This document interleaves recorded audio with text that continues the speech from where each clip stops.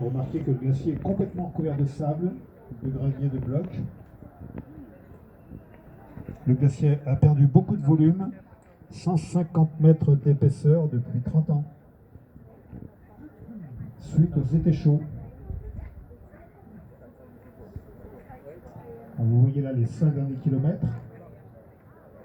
Vous voyez le glacier blanc là-bas, à 5 km, 350 mètres d'épaisseur. Ici, il reste à peu près 50 mètres à la grotte. Vous voyez la grotte du coin de la terrasse, que l'on taille chaque année depuis 1946. C'est la 76e. Sous les arbres à droite, il reste deux. Le front du glacier, donc le terminus, c'est juste à l'aval de la télécabine. Donc la mer de glace, c'est le plus grand glacier français, 12 km de long, 30 km². Donc nous, les glaciologues, on mesure les glaciers. On mesure la neige qui tombe l'hiver, la glace qui fond l'été, et on fait le bilan chaque année, comme un compte en banque, les recettes et les dépenses. On mesure une dizaine de glaciers dans les Alpes, et donc notamment celui-là, depuis une cinquantaine d'années. C'est qu'on commence à comprendre bien comment le glacier réagit au climat. Et sur ce petit panneau que vous avez sur la terrasse, là, vous avez les 50 prochaines années de la mer de glace. La simulation du retrait du glacier pour un réchauffement moyen de 3 degrés. Sachant qu'on a déjà pris dans le Mont Blanc 2,5 degrés. Parce qu'il y a de moins en moins de blanc, de moins en moins de neige, de glace. Et puis en plus de grilles de sonde qui absorbent l'énergie solaire, alors que voilà, le blanc rejette l'énergie solaire. Donc là ici vous avez des montagnes de granit qui libèrent par l'érosion donc tous ces sables, graviers, blocs, effondrements, éboulements, etc. Donc l'érosion c'est ce que le glacier transporte.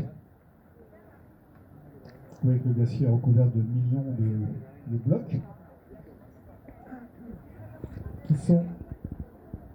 Tout est en granit. Le granit commence à la station des Grands Montées, là-haut, téléphérique d'Argentière. Tout ce qui est à droite, c'est du granit.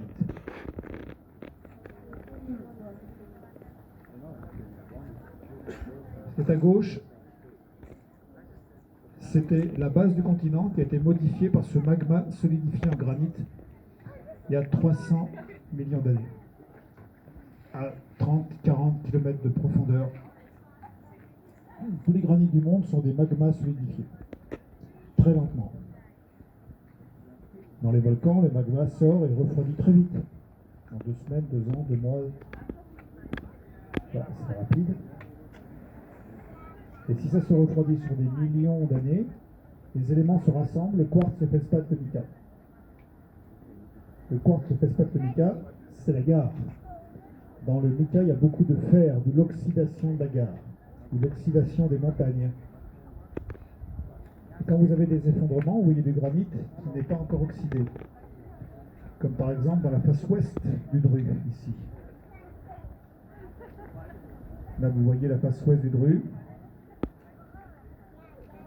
Et vous devinez une zone un petit peu plus claire sur toute la verticale. Un ancien pilier qui est complètement tombé sur ce tas de cailloux au pied du Dru, qui est un glacier aussi, un glacier noir, bien recouvert de granit.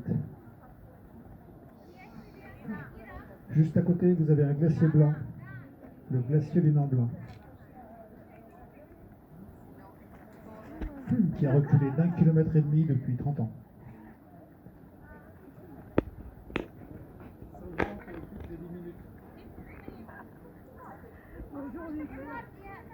Je croyais que c'était un enregistrement. Le Dru, droit, Dru, 1 km de paroi, 3 tours Eiffel. Derrière, à gauche, vous avez l'aiguille sans nom. Elle n'avait pas de nom, donc on l'a appelée comme ça. Le français? Oui? Speak French?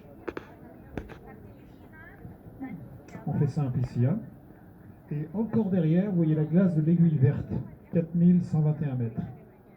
On voit la petite épaisseur, entre 30 et 50 mètres d'épaisseur de glace froide, moins 10 degrés.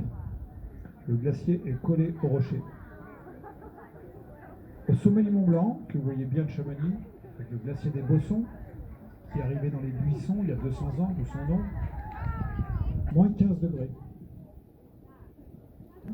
Glacier froid.